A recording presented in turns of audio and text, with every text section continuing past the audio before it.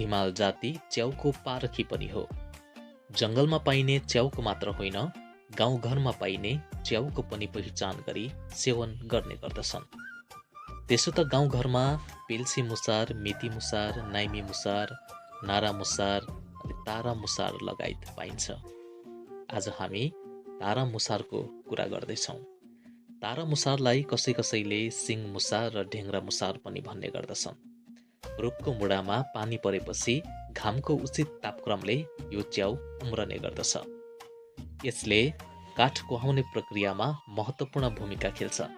माटोमा पुनर्चक्र गर्ने मद्दत गर्दछ। यो च्याउ प्रोटिनको राम्रो स्रोत हो।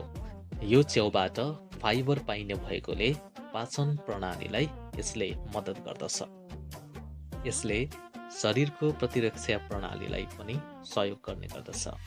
यो च्याउ बिरलै पाइने भएकोले यो च्याउको पनि व्यावसायिक रूपमा खेती गर्ने सके आर्थिक लाभ लिन सकिन्थ्यो।